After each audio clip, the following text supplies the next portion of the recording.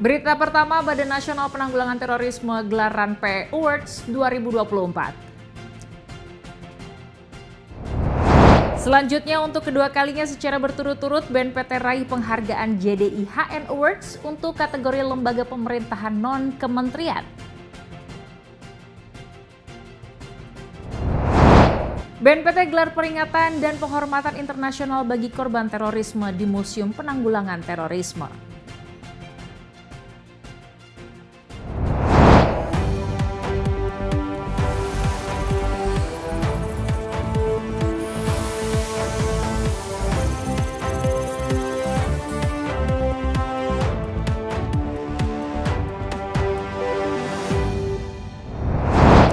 Halo Sobat Damai, saya Indira Dewi kembali hadir menyapa Anda untuk memberikan sejumlah informasi terkini seputar kegiatan dan program kerja Badan Nasional Penanggulangan Terorisme dalam BNPT Update.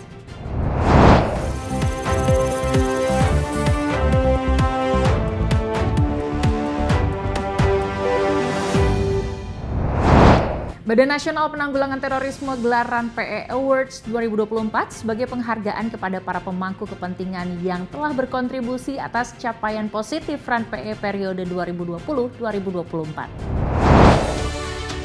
BNPT selaku leading sektor pelaksanaan RAN-PE memberikan penghargaan kepada seluruh pemangku kepentingan yang telah berkontribusi dalam implementasi RAN-PE 2020-2024 melalui anugerah RAN-PE Awards 2024 yang digelar pada 19 Agustus 2024 di Jakarta. Hadir dalam kegiatan, Wakil Presiden Republik Indonesia Ma'ruf Amin menyatakan bahwa RAN-PE telah melahirkan berbagai capaian positif dalam pencegahan ekstremisme berbasis kekerasan yang mengarah pada terorisme. Salah satu indikatornya adalah menurunnya aksi terorisme di Indonesia pada tahun 2023 hingga saat ini. Untuk itu dirinya mendukung keberlanjutan RAN-PE periode 2025-2029 dengan memperkuat kolaborasi multipihak, meningkatkan peran aktif perempuan dan perlindungan anak, serta mendukung peran aktif pemerintah daerah dalam melaksanakan aksi RAN-PE. Pada kesempatan yang baik ini, saya ingin menyampaikan beberapa pesan. Pertama, perkuat kolaborasi multipihak untuk memperkuat upaya penguatan RAN-PE 2025-2029.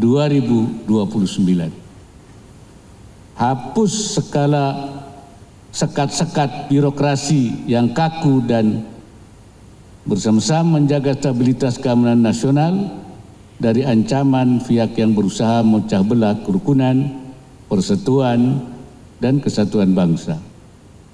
Kedua, laksanakan RAN-PE dengan fokus pada pelaksanaan program kegiatan yang berdampak langsung dan nyata di masyarakat. Tiga, tingkatkan peran aktif perempuan dan perlindungan anak dalam upaya pencegahan dan penanggulangan ekstremisme kekerasan yang mengarah pada terorisme. Empat, dukung pemerintah daerah berperan lebih aktif dalam melaksanakan aksi RAN-PE. Sementara itu, Kepala BNPT Komjen Pol Muhammad Riko Amelisah Daniel menyampaikan apresiasi kepada seluruh pihak yang telah berkontribusi dan secara konsisten melaksanakan upaya pencegahan dan penanggulangan ekstremisme kekerasan yang mengarah pada terorisme melalui RAN-PE. Dirinya juga meminta agar kita jangan berpuas diri dengan hasil yang telah dicapai karena kelompok teror masih terus bergerak menyebarkan ideologi kekerasan dan intoleransi di masyarakat. Kami izin sekali lagi mengucapkan terima kasih kepada semua pihak yang telah memberikan kontribusi yang positif dan komitmen yang terus-menerus dalam pelaksanaan RAN-PE 2020-2024. Capaian RAN-PE 2020-2024 alhamdulillah telah memenuhi harapan kita. Namun keberadaan dan keberlanjutannya masih sangat diperlukan. Kita tidak boleh lengah dan cepat berpuas diri, karena ideologi yang mengajarkan intoleransi dan kekerasan ini tidak akan pernah hilang, dan terus bertransformasi mencari jalan dengan berbagai cara dan momentum, melakukan proses radikalisasi baik secara offline maupun secara online. Dalam RAN-PE Awards 2024 ini, terdapat 6 kategori penerima penghargaan, yaitu kategori inisiator dan berkomitmen dalam pelaksanaan RAN-PE, kategori program inovatif dan berkelanjutan, kategori inspiratif dan berdampak nyata, kategori komitmen prinsip dalam RAN PE, kategori inisiator kolaborasi multipihak, serta kategori mitra pembangunan pemerintah. Penghargaan ini diharapkan dapat meningkatkan komitmen serta memperkuat kolaborasi pemangku kepentingan dalam melanjutkan aksi pencegahan dan penanggulangan ekstremisme berbasis kekerasan yang mengarah pada terorisme. Bahas penyelenggaraan program pemulihan korban tindak pidana terorisme, BNPT gelar rapat koordinasi dengan kementerian lembaga terkait. BNPT juga sosialisasikan peraturan BNPT nomor 1 tahun 2024 tentang indeks keberfungsian korban tindak pidana terorisme. Berikut informasi selengkapnya.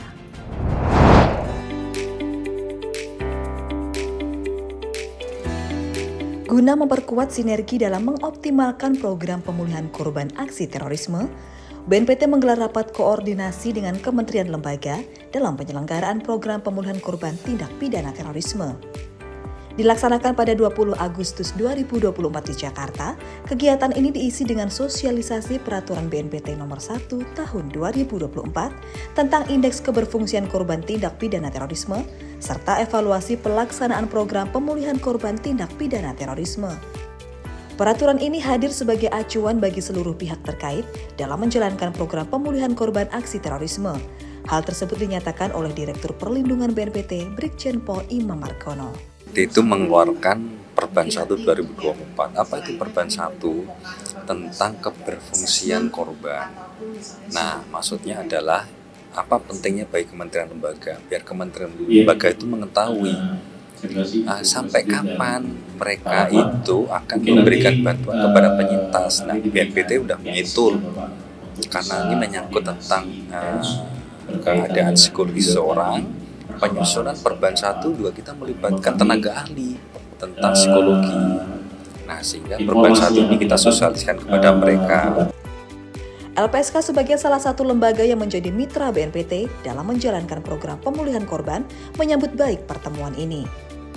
Pertemuan ini juga membahas sinkronisasi program dan layanan pemulihan korban tindak pidana terorisme.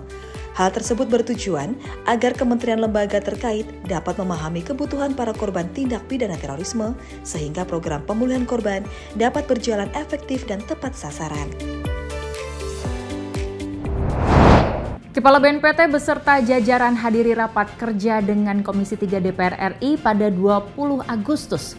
Ia dorong agar perubahan struktur organisasi dan tata kelola BNPT segera disetujui untuk menunjang kinerja BNPT.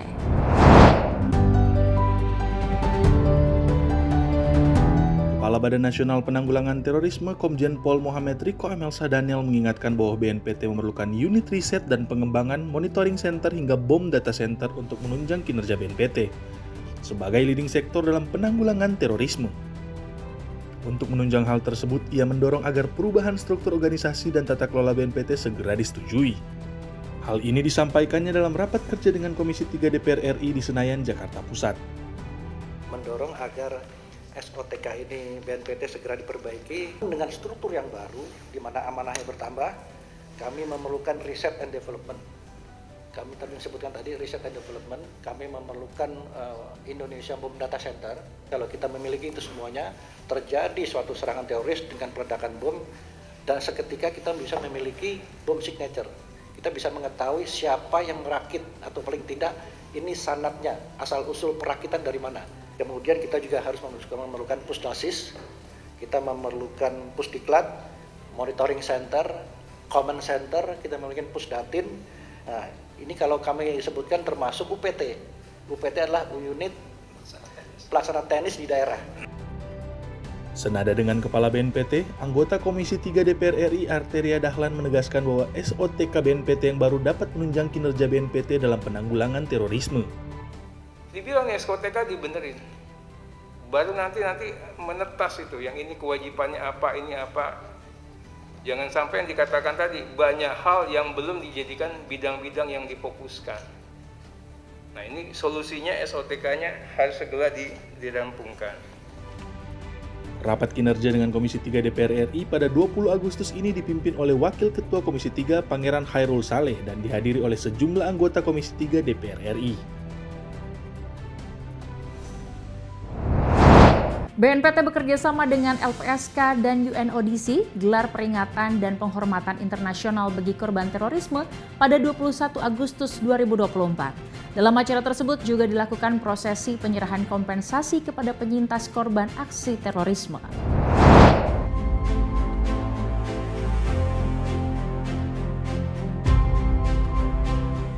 Aksi hening selama 2 menit menandai peringatan dan penghormatan internasional untuk korban terorisme yang diperingati setiap tanggal 21 Agustus. Sebagai simbol penghormatan bagi korban aksi terorisme, peserta yang hadir juga melakukan prosesi peletakan bunga di tugu korban terorisme di Museum Nasional Penanggulangan Terorisme, Sentul, Jawa Barat.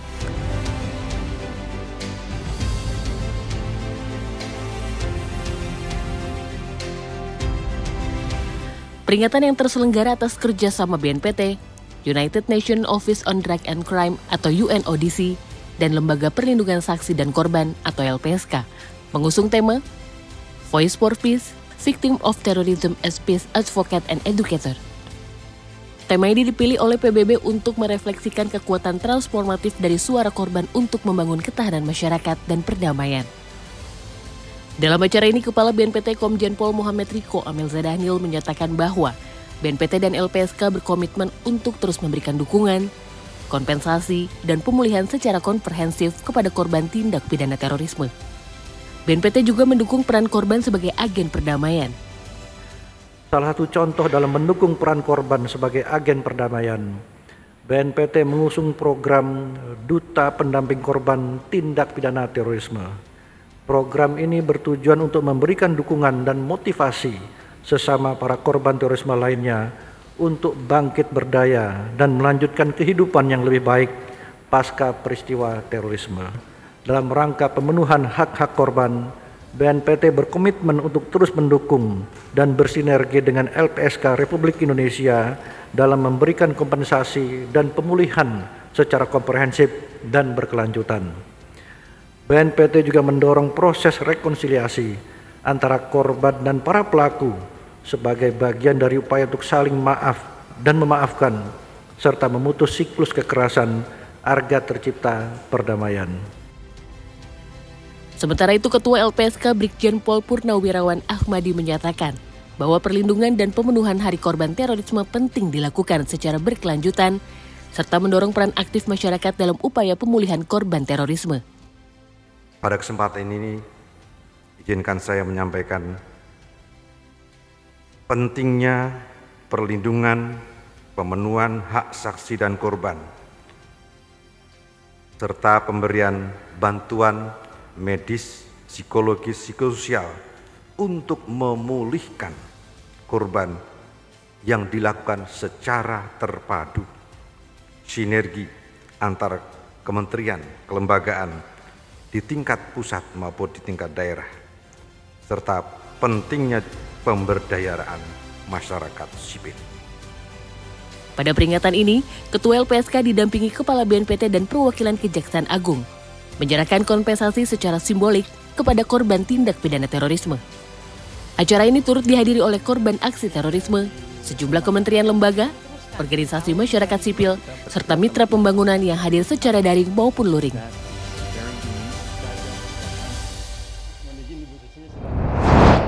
Guna dukung pengamanan penyelenggaraan gelaran 4 tahunan Pekan Olahraga Nasional ke-21, BNPT lakukan sosialisasi dan pra-audit sarana prasarana pendukung serta venue acara di Provinsi Aceh pada 21 dan 22 Agustus 2024. Dalam rangka pengamanan pelaksanaan PON ke-21 Aceh Sumut 2024, BNPT melalui Subdirektorat Pengamanan Lingkungan melakukan sosialisasi dan pra-audit sarana pendukung, serta venue pelaksanaan PON 21 pada 21 dan 22 Agustus di Aceh. Acara ini dihadiri oleh Kasubdit Pengamanan Lingkungan BNPT Kolonel Setio Pranowo beserta jajaran. Digelar selama 2 hari, sosialisasi dan pra-audit dilakukan di Stadion Harapan Bangsa serta Hotel Kiryat Muraya Aceh. Personel yang bertugas juga melakukan observasi lapangan sistem pengamanan. Observasi ini nantinya akan menghasilkan rekomendasi untuk meningkatkan sistem pengamanan untuk menunjang gelaran olahraga nasional 4 tahunan tersebut. Kegiatan ini dilaksanakan sesuai dengan Peraturan BNPT Nomor 3 Tahun 2020. tentang pedoman perlindungan sarana dan prasarana objek vital yang strategis dan fasilitas publik dalam pencegahan tindak pidana terorisme. Pelaksanaan sosialisasi dan praudit tersebut diharapkan mampu meningkatkan kewaspadaan serta pengamanan dari ancaman terorisme.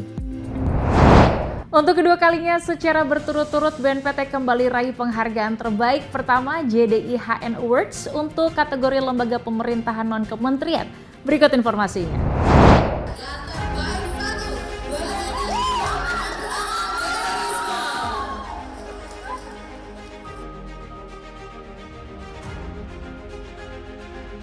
BNPT sebagai anggota Jaringan Dokumentasi Informasi Hukum atau JDIH, tingkat lembaga pemerintah non-kementerian kembali meraih penghargaan terbaik pertama JDIH. Dilaksanakan di Jakarta 22 Agustus 2024, penghargaan ini merupakan pencapaian 2 tahun berturut-turut yang diterima BNPT sebagai yang terbaik untuk kategori lembaga pemerintahan non-kementerian. Acara ini dihadiri oleh Kepala Biro Perencanaan Hukum dan Humas BNPT Brigjen Pol Tejo Wijanarko, beserta Kepala Bagian Hukum, Humas, dan Teknologi Informasi Kolonel Sus Chandra Sulistiono.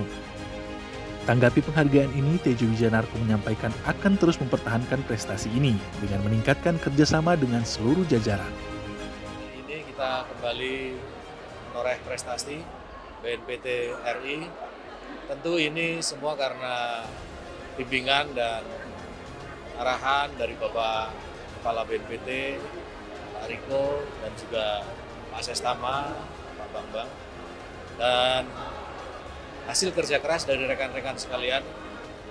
Untuk itu ke depan, saya sebagai Kepala Biro Perencanaan, Hukum, dan Humas tentu akan berusaha untuk mempertahankan dan meningkatkan dan bekerja sama dengan seluruh staf, Pak Chandra dan teman-teman untuk bisa lebih baik lagi.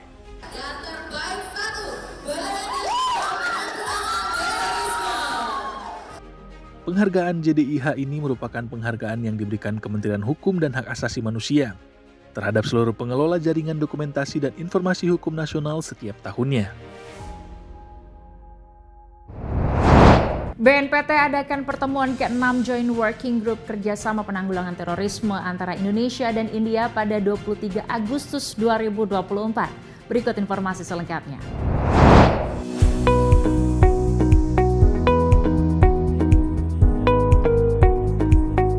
BNPT mewakili Indonesia menggelar pertemuan ke-6 Joint Working Group Kerjasama Penanggulangan Terorisme antara Indonesia dan India pada 23 Agustus 2024 di Jakarta. Direktur Kerjasama Bilateral BNPT, Brigjen Pol Kris Erlangga, menyatakan bahwa pertemuan ini dilaksanakan untuk membahas kelanjutan kerjasama tentang penanggulangan terorisme antara Indonesia dan India yang sebelumnya telah disepakati kedua belah pihak melalui nota kesepahaman pada tahun 2004 lalu. Selain itu, dalam pertemuan ini juga dilakukan pertukaran informasi tentang isu terorisme di tingkat global dan regional, praktik baik dalam penanggulangan terorisme kedua negara, serta membentuk berbagai rencana kerja tahun 2025. Dan pada pertemuan kali ini kita membahas bagaimana perkembangan situasi terorisme, berbagai ancaman baik di tingkat global, di tingkat regional, maupun di tingkat domestik masing-masing negara, di Indonesia maupun di Indianya. Dan terkait dengan hasil dari Joint Working Group ini, maka kita bersepakat untuk membuat suatu action plan atau rencana kerja, di mana dalam tahun 2025 nanti kita akan melaksanakan juga Joint Working Group berikutnya, yaitu Joint Working Group ke-7 dilaksanakan di India. Kemudian kita akan melaksanakan berbagai pelatihan yang akan melibatkan pemangku kepentingan, yaitu dari kesatuan anti teror di Indonesia maupun juga di India. Demikian juga akan melaksanakan workshop ataupun training terkait dengan program-program deradikalisasi. Sementara itu, pimpinan delegasi India, Kadir Jiwal, menyatakan apresiasinya terhadap upaya BNPT dalam penanggulangan terorisme di Indonesia. Dirinya juga menyatakan bahwa pemerintah India siap untuk melanjutkan kerjasama dengan Indonesia dalam penanggulangan terorisme. I think Indonesia is doing very good efforts in countering terrorism. As in the presentation it was mentioned that Indonesia has improved their ranking in the global terrorism index, as well as they have improved their ranking in the international peace index. It shows that Indonesia is making good efforts to control this menace, global menace, which is a worry of the world right now.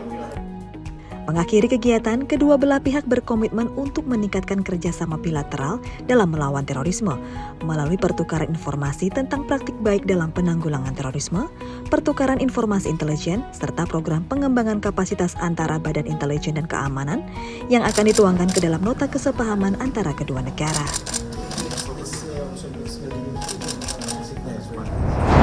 Dan sebelum menutup perjumpaan kita kali ini, kami merangkum kegiatan Forum Koordinasi Pencegahan Terorisme di Provinsi Aceh, Kepulauan Riau, hingga Nusa Tenggara Timur. Saksikan terus BNPT Update dengan mengunjungi YouTube channel kami di BNPT TV. Saya Indira Dewi, mewakili kru yang bertugas, pamit undur diri. Terima kasih, salam Indonesia damai, Indonesia harmoni, Indonesia tanpa kekerasan.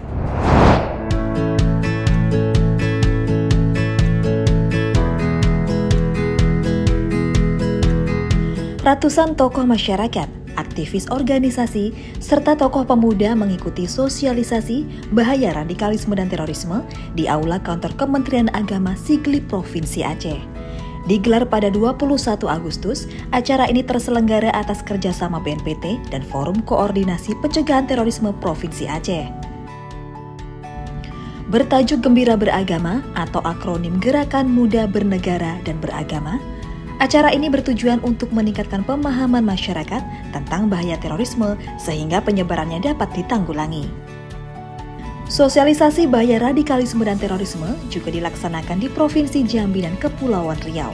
Bertajuk Kenduri atau Kenali dan Peduli Lingkungan Sendiri untuk mewujudkan desa siaga dengan resiliensi, acara ini mengajak masyarakat untuk menyaring informasi yang didapat agar tidak terpapar pemikiran maupun tindakan intoleransi hingga terorisme. Kepulauan Riau sendiri dipilih sebagai lokasi acara karena provinsi ini berbatasan langsung dengan banyak negara, sehingga berpotensi menjadi pintu masuk bagi paham kekerasan. Kegiatan yang diselenggarakan oleh BNPT serta FKPT Provinsi Jambi dan Kepulauan Riau ini dihadiri oleh sejumlah pejabat daerah, tokoh masyarakat, serta agama. Sosialisasi pencegahan terorisme juga menyasar perempuan dan anak. Kegiatan ini diselenggarakan FKPT di Muara Enim, Sumatera Selatan, dan Kabupaten Timur Tengah, Nusa Tenggara Timur. Dalam acara ini, peserta yang hadir mendapat materi tentang pentingnya peran keluarga dalam membentuk karakter generasi yang kritis, toleran, dan mencintai perdamaian. Hal ini diperlukan untuk menanggulangi penyebaran terorisme di Indonesia. Sementara itu, di Medan, Sumatera Utara, FKPT menggelar acara bertajuk Youth of Indonesia. Menyasar anak-anak muda, kegiatan ini memberikan wadah untuk berkreasi melalui berbagai lomba seni dan budaya. Mulai dari lomba tari daerah hingga musikalisasi puisi. Acara ini diharapkan dapat merangsang generasi muda untuk melakukan berbagai kegiatan positif sekaligus melestarikan warisan budaya Indonesia.